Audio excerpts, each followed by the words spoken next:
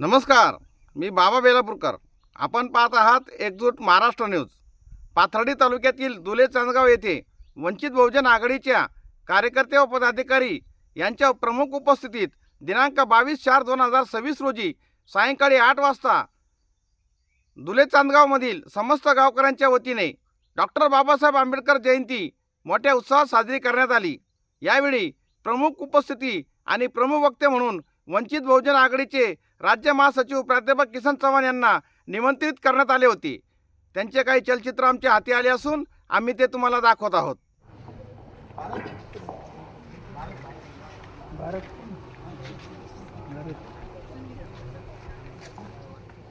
ज्याने ज्याने या देशातील तमाम बहुजनांना अज्ञानातून, गुलामीतून, अंधश्रद्धेतून, शोषणातून मुक्त केलं अशा सर्वच महापुरुषांना, विचारांना आपल्या सर्वांच्या वतीने विनम्रपणे अभिवादन करतो. आज दुले चांदगाव या ठिकाणी महामानव डॉक्टर बाबासाहेब आंबेडकर यांच्या जयंतीच्या कार्यक्रमाच्या निमित्तानं उपस्थित असलेले वंचित बहुजन आघाडीचे पाथर्डी तालुका अध्यक्ष अपुशेठ बोर्डे, महेंद्र राजगुरू सर, एकनाथरावजी ठोकर, आमच्या महिला आघाडीचे अध्यक्ष रोहिणीताई ठोंबे, मीनाताई शिंदे, त्याचप्रमाणे आमचे शेवगावचे वंचितचे युवा अध्यक्ष ऑगस्टिन गजब्यू, लुकस गजब्यू, माझ्यासोबत आलेले लक्ष्मण मोरे, पत्रकार बाबा बेलापूरकर, पाचरणे सर, त्याचप्रमाणे ज्यांनी या कार्यक्रमाचं आयोजन केलं असं आमचा तरुण मित्र सखाराम कुऱ्हाडे, अरुण थोरात आणि उपस्थित सर्वच बाबांनो आणि तर म्हणजे गावोगाव सध्याला डॉक्टर बाबासाहेब आंबेडकरांच्या जयंतीचे कार्यक्रम मोठ्या उत्साहामध्ये साजरे होत आहेत. रोज कुठे ना कुठे जावं लागतं. काल या ठिकाणी बाबासाहेबांची मिरवणूक झाली आणि आज विचाराचा जागराचा कार्यक्रम, म्हणजे 2 जयंत्या झाल्या नाही, 2 दिवस जयंत्या झाल्या.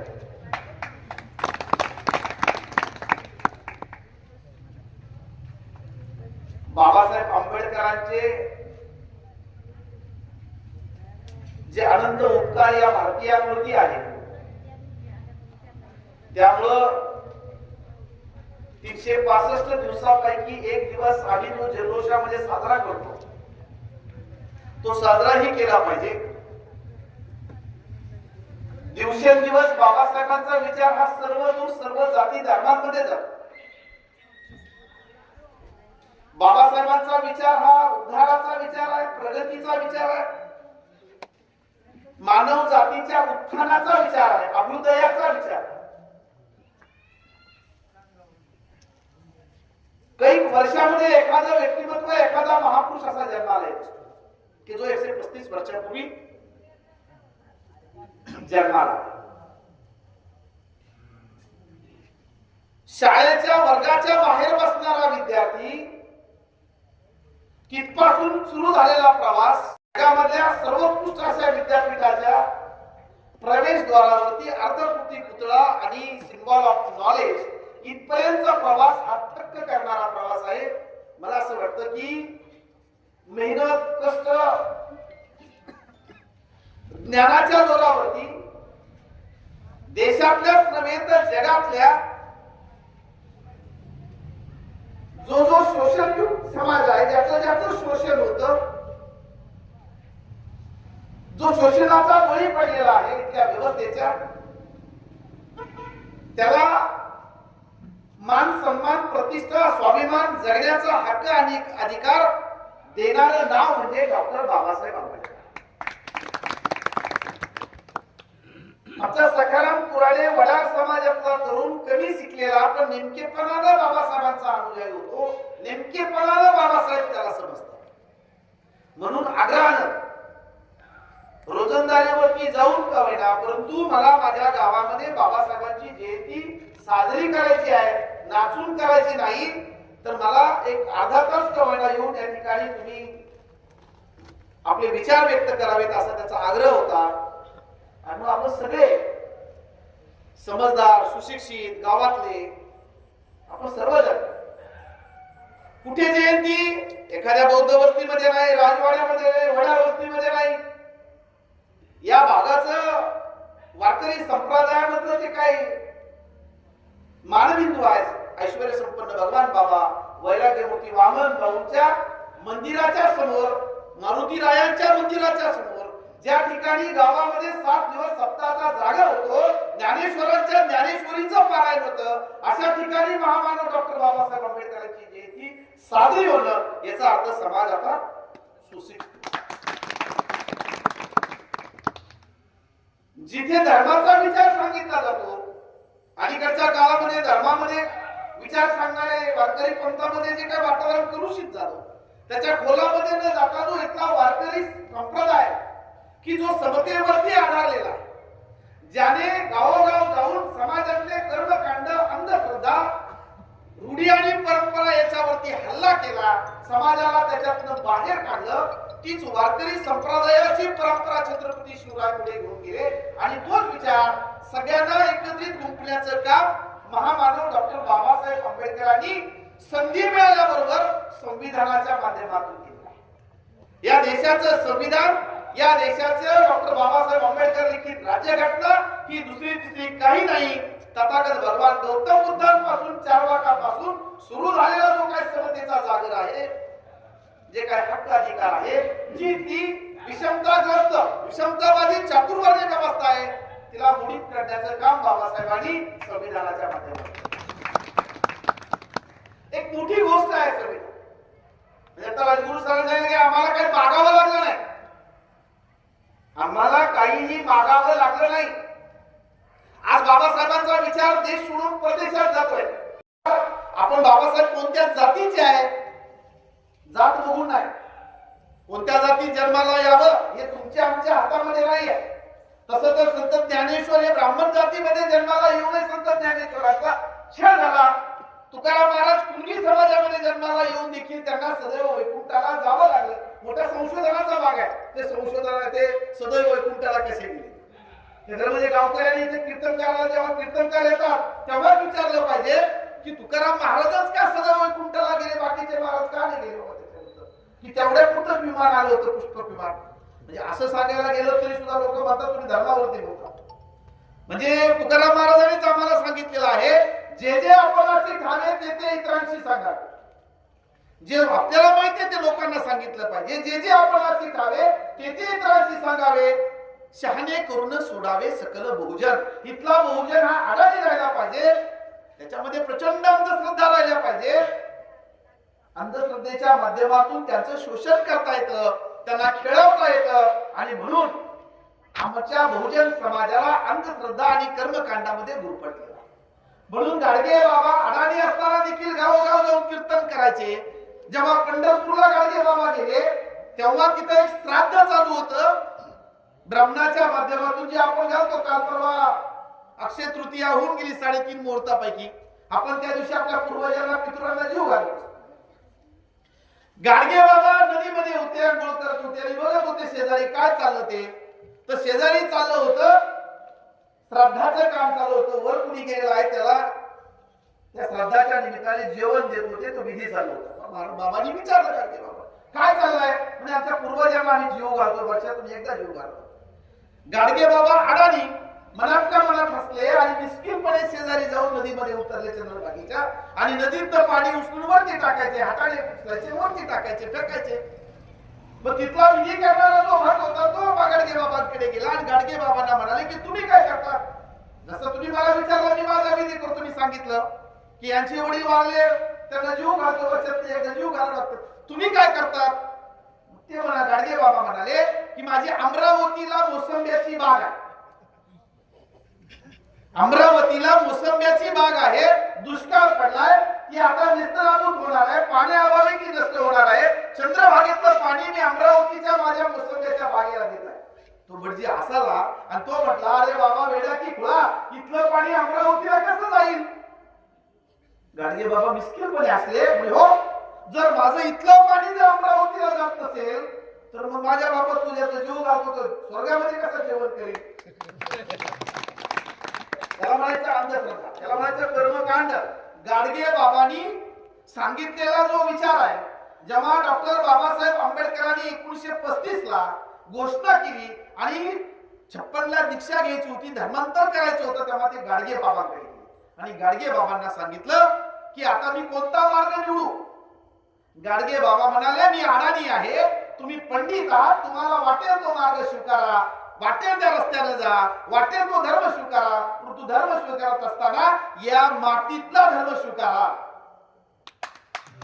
तथागत भगवान गौतम बुद्ध हे महार समाजाचे नाहीत बरं का, हे आमच्या डोक्यात घातलेलं आहे की महाराणी 56 ला धर्म स्वीकारला बाबासाहेबांच्या सोबत, म्हणून लोक म्हणतात तो महारांचा धर्म आहे. तो महारांचा धर्म नाही. सिद्धार्थ गौतम हे महार नाही. राजवाडा म्हणतो आपण नाही का, दलित वस्ती वेशीच्या बाहेर असणारा राजवाडा, तिथे जन्माला आले नाही. राजवाड्यामध्ये राजाच्या घरामध्ये राजपुत्र होते सिद्धार्थ गौतम. एवढं मोठं ऐश्वर्य होतं, राजा माणूस, पण माणसाच्या कल्याणाचं, माणसाच्या दुःखाचं मूळ शोधण्यासाठी त्यांनी संसार त्याग केला भारतीयांना सहज. आणि म्हणून बाबासाहेबांचा विचार चालला आता. बौद्ध किती उड्या मारित असले तुमचे ताई, बाबासाहेब आमचा, बाबासाहेब आमचा, तर बाबासाहेब तुमचा असेल की कदाचित, बाबासाहेब आता तुमचा राहिला नाही. बाबासाहेब जगाने स्वीकारला. तुम्ही मारा उड्या इकडे रात्र 12 वाजेपर्यंत डीजे लावून तुम्ही उड्या मारा, नाचा, आम्ही बाबासाहेबांच्या विचाराची पूजा करू. आम्ही बाबासाहेब डोक्यामध्ये घेतो. आमच्या आता भटक्यांच्या पोरांना, बडरांच्या पोरांना, किरमल्यांच्या पोरांना, मराठ्यांच्या लोकांना कळायला लागलं पूर्वी बाबासाहेबांची जयंती गावात म्हटलं तर एका ठिकाणी होती राजवाड्यामध्ये. आता तसं नाहीये. परवा आम्ही आलनवाडीला होतो, गावातले माजी सरपंच, चेअरमन, सदस्य सगळ्याच्या सगळ्या मंदिराच्या समोर घेऊन बाबासाहेबांची जयंती साजरी. बाबासाहेबांनी संविधानामध्ये छत्रपती शिवरायांचं जे काम होतं ते सगळं छत्रपती शिवरायांचं. छत्रपती शिवरायांनी सगळ्या जातीतल्या लोकांना एकत्रित केलं. आज असं आहे की जाती जातीमध्ये भिंती उभ्या केल्या जातात, धर्मामध्ये भिंती उभ्या केल्या जातात. धर्म हा तुमचा व्यक्तिगत आहे, तुमच्या आचरणाचा तो व्यक्तिगत. पण आजच्या काळामध्ये आपल्याला जातीचं एक भेट तयार करून ठेवलंय. छत्रपती शिवरायांनी त्या काळामध्ये जात मोडीत काढण्याचं काम केलं, त्यांनी जात बघितलीच नाही. लोक म्हणतात छत्रपती शिवराय मुसलमानांच्या विरोधामध्ये होते. खरं म्हणजे छत्रपती शिवरायांचा इतिहास वाचला पाहिजे, पण तो वाचत असताना खरा इतिहास वाचला पाहिजे. फार मोठी पुस्तिका नाही. शिवाजी कोण होता? गोविंदभाई पानसरेंचं पुस्तक आहे, 20 रुपये किंमत आहे, वाजवी दरामध्ये 10 रुपयेच मिळतं.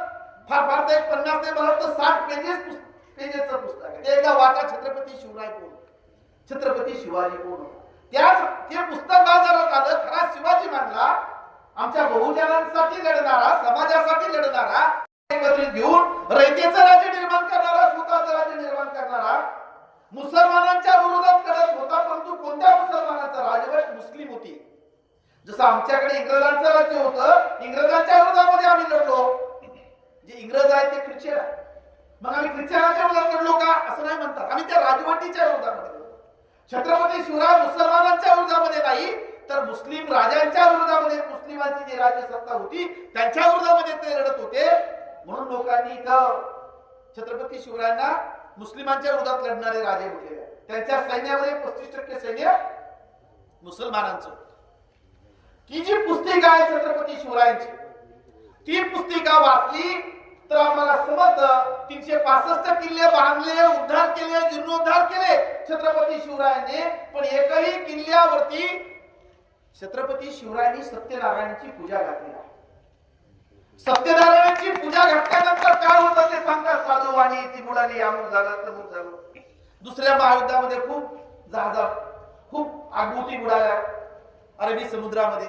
गाडगे बाबा एका कीर्तनामध्ये म्हणाले की सत्यनारायणाची पूजा घालून जर साधू वाण्याची बुडालेली जहाज वर येत असेल तर आपण त्या अरबी समुद्राच्या तीरावरती जाऊया आणि हजारो सत्यनारायणाची पूजा घालूया. म्हणजे दुसऱ्या महायुद्धामध्ये ज्या अंगुठी उडाल्या सोन्याच्या, चांदीच्या, जे काही जड जवारी पैसा असेल त्या सगळ्या वर येतील. गाडगे बाबा अडाणी पण किती लॉजिक मांडणी करत होते. इथं एक सत्यनारायणची पूजा घातली, जर साधू मान्याची जहाज वर येत असेल तर जाऊ की अरबी समुद्र.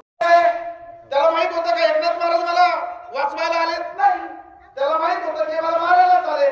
मग तो दोष करायचा, महाराज परत खाली सोडून द्यायचे, पुन्हा पाण्यात व्हायला लागायचा, पुन्हा उचलायचे, तो दोष करायचा. वरती एक महाराज होते, ते म्हणाले महाराज काय करता तुम्ही असं, तो तुम्हाला चावतो आणि तुम्ही वाचवायला जातात. तेव्हा एकनाथ महाराज म्हणाले तू त्याचं काम करतो, मी माझं काम करतो. बाबासाहेब म्हणाले मी आता देणाऱ्याच्या ठिकाणी आहे, मला माझं काम करायचं, त्यांना जसं वागायचं तसं ते वागले असतील. मी देणाऱ्याच्या ठिकाणी आहे, मी सुडाची बुद्धी ठेवणार नाही, मी सुडाची भावना ठेवणार नाही, मी बदला घेणार नाही, मी सूड घेणार नाही.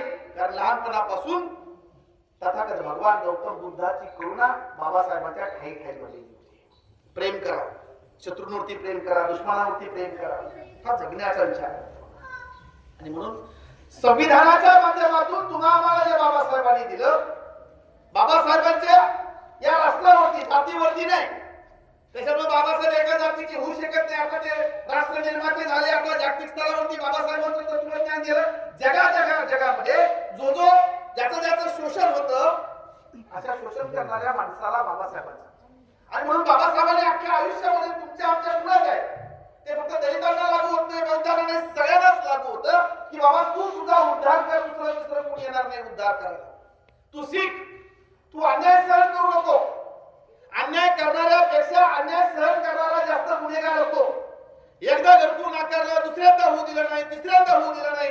आता सरपंच आहे, सरपंचाच्या निवडणुकीचे काळात तुम्ही पैसे घेतले असतील म्हणून सरपंचाने सांगितलं असं निवडणुकीला मतदान करताना तू पैसे घेतलेले आहे, तू मला मतदान केलं पैसे घेऊन, हा व्यवहार झाला.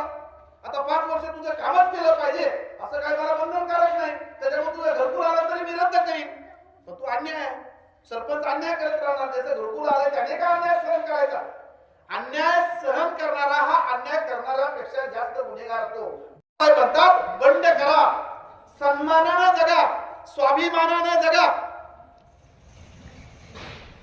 लढने वालों का इतिहास लिखा जाता है, गुलामों का इतिहास नहीं लिखा जाता. आम्ही बाबासाहेब वाचला, पूर्ण वाचला नसेल, नुसता वाचला नाही तर आमच्या आयुष्यामध्ये आम्ही तो अंगीकृत केला.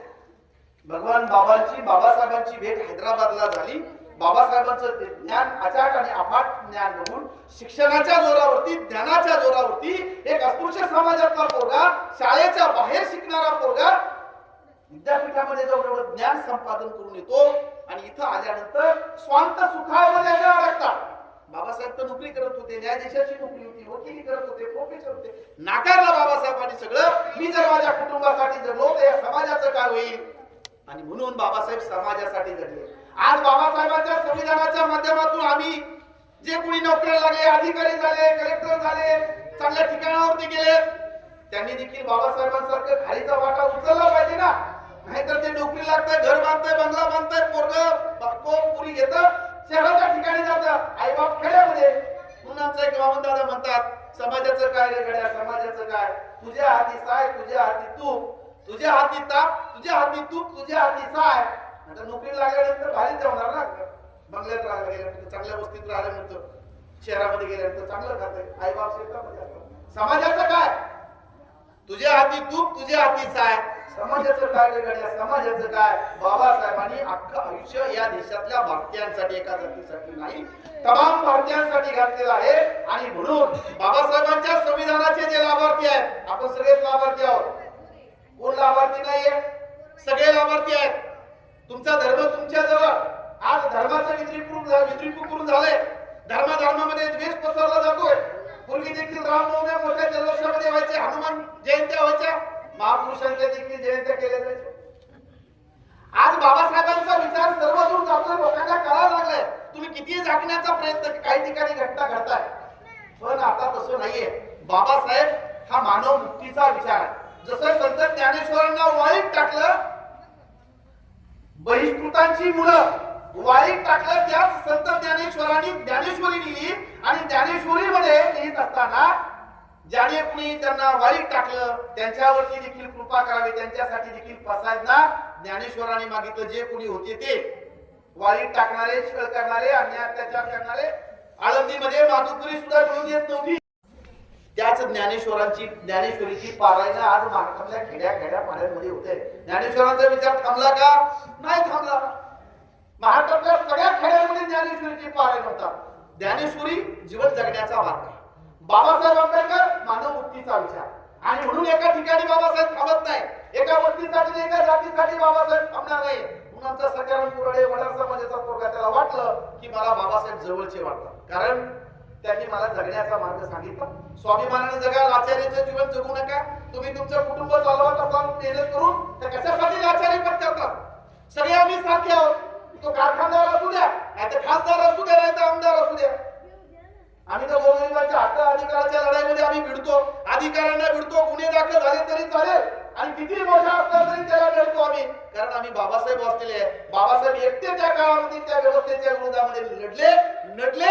आता तर आम्ही घराघरामध्ये बाबासाहेबांची अनुयायी आहोत. आता का आम्ही अन्याय सहन करणार? बाबासाहेबांचा विचार हा जगण्याचा विचार आहे. बाबासाहेबांनी संविधानाच्या माध्यमातून इथल्या सगळ्या भारतीयांना अधिकार दिले, जीवन जगण्याचा मार्ग दाखवला. आणि म्हणून तो एका जातीपुरता बंदिस्त न ठेवता हा आपण सर्वदूर घेऊन गेलो पाहिजे. बाबासाहेबांची जयंती साजरी करत असताना त्यांचा विचार आमच्या व्यक्तिगत जीवनात आचरणात आणला. आजचा दिवस म्हणजे आम्ही ऑडिट केलं पाहिजे स्वतः.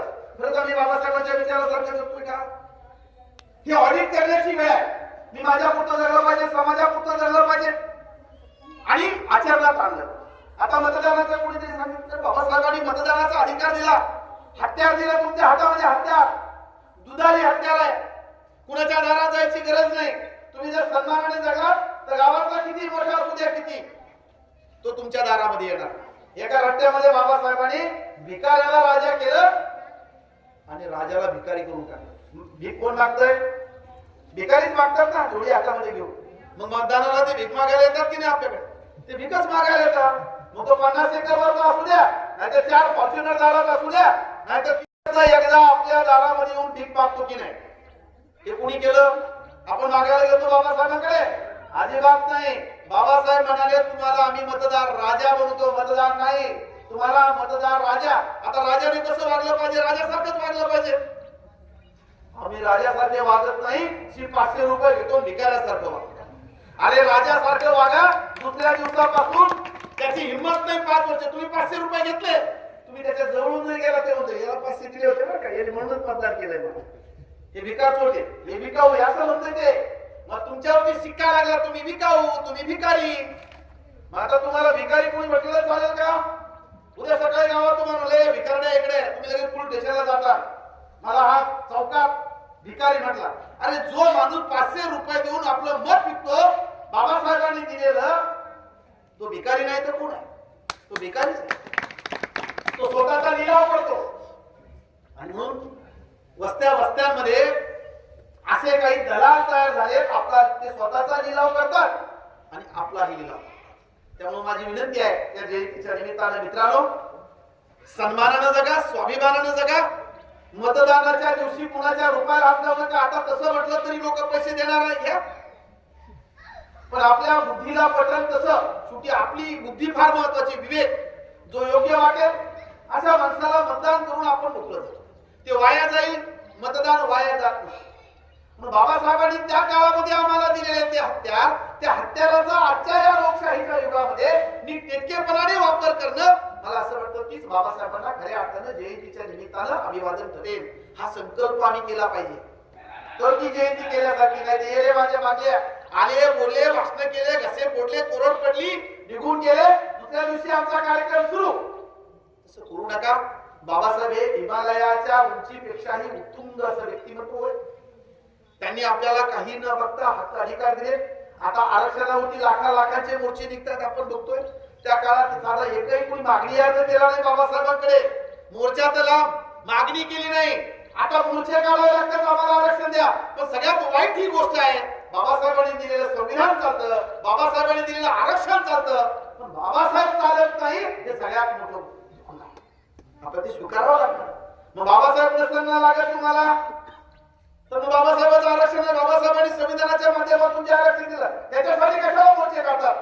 आणि म्हणून ज्याला कुणाला आरक्षणाला मोर्चे काढायचे म्हणजे किती विसंगती आहे, किती आरक्षणासाठी आणि बाबासाहेबांचा फोटो नाही. अरे सगळ्यात पुढे बाबासाहेबांचा फोटो पाहिजे, कारण संविधान, बाबासाहेबांनी संविधान दिलं, त्या संविधानाच्या माध्यमातून तुम्ही आरक्षण मागता सरकारला. कोण आहे संविधान करते? कोण आहे संविधान निर्माते? कोण आरक्षण देणार आहे तुम्हाला? डॉक्टर भीमराव आंबेडकर किती लाज वाटली तरी त्यांचं नाव घ्यावं लागेल. ते तुमच्या बरोबर सुरबुद्धीने वागलेले नाहीत आणि म्हणून बहुजन समाजाने देखील डोके ठिकाणावरती ठेवले पाहिजे. बाबासाहेबांचा विचार हा नीटनेटकेपणाने स्वीकारला पाहिजे. जो जो त्यांचा विचार स्वीकारेल तो तो पुढे जाईल. ही काळ्या दगडावरची पांढरी रेघ आहे. या देशामध्ये सगळ्यात जास्त जर बाबासाहेबांचा विचार कोणी स्वीकारला असेल तर 1 नंबरला बौद्ध आणि 2 नंबरला ब्राह्मण, या दोघांनी स्वीकारले. हे सारख्या पातळीवरती आहेत आणि म्हणून दोघांचा सुरेखी जास्त होता. सगळ्यात जास्त ब्राह्मणांच्या पोरी बौद्धांच्या घरामध्ये आहे. त्यामुळे ते शिकले, नोकऱ्या लागले, अधिकारी झाले. ब्राह्मणांनी पण पोरी देऊन टाकले. शेवटी सुरेखी कुणाचे होत असते? सारख्यांच्याच ना. जे सारखे आहेत त्यांच्या सुरेखी होत असत. ब्राह्मण बौद्ध सारखे झाले. आता आम्ही लटकलो म्हणजे कुणबी लटकलं, धनगर बंदर हे वडार पारधी सगळे लटकले. काय तुम्ही कंदुऱ्यात करीत बसा तिकडे बाबासाहेबांच्या रस्त्याने जाऊच नका. अरे बंद करा आणि बाबासाहेबांच्या रस्त्याने निघा आणि बाबासाहेब हे तुमचे मुक्तीदाते आहे ते स्वीकारा. या पिढीत जरी नाही उद्धार झाला तर पुढच्या पिढीला तुमचा निश्चित उद्धार आहे. कोणत्या बुवा बाबाच्या नादी लागू नका. एकदा बहुजन समाजानं या बाबाच्या नादी लागा, डॉक्टर बाबासाहेब आंबेडकर.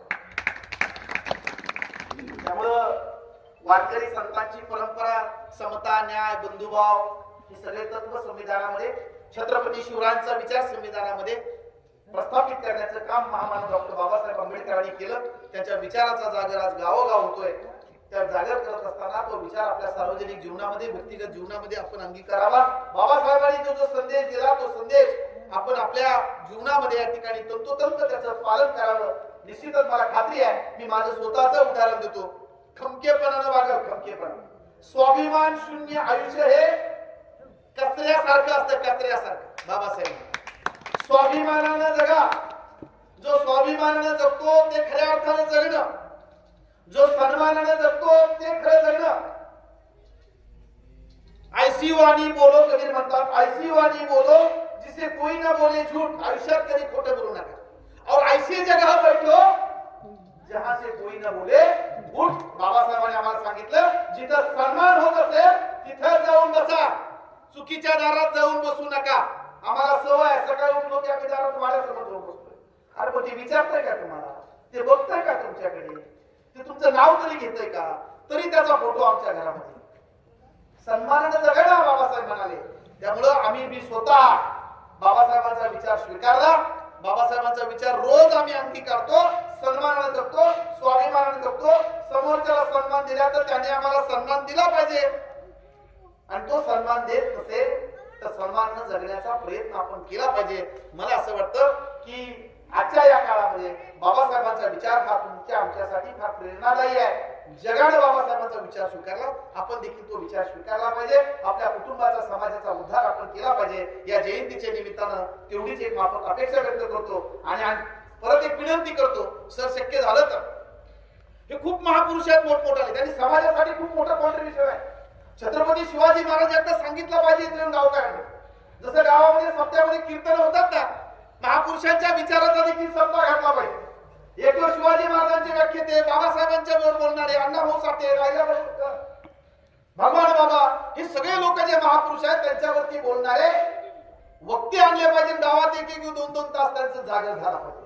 तोच आम्हाला खऱ्या अर्थानं जगण्याचा मार्ग दाखवू शकतो. आपण सर्वजण या ठिकाणी बहुजन समाजातले लोक एकत्र येऊन बाबासाहेबांच्या जयंतीचा या ठिकाणी सोहळा पार पाडला, विचाराचा जागर केला. मनापासून तुम्हाला या ठिकाणी धन्यवाद देतो. आम्हाला बोलवलं, आमचा सन्मान केला, बोलण्याची संधी दिली, शांत चित्ताने ऐकून घेतलं. त्यामुळे तुमचे मनापासून या ठिकाणी धन्यवाद. या ठिकाणी थांबतो. जय भीम, जय शिवराय, जय शिवराय. तर म्हणजे या दोन्ही तरुणांचा सखाराम पुराळे हा 1-2 मिनिट. सखाराम पुराळे आमच्या वडा समाजातला कार्यकर्ता अडाणी आहे, पण बाबासाहेब नेमकेपणाने कळाला. तुर्तास एवढेच. भेटूया पुढच्या बातमीपत्रात. जय हिंद, जय महाराष्ट्र.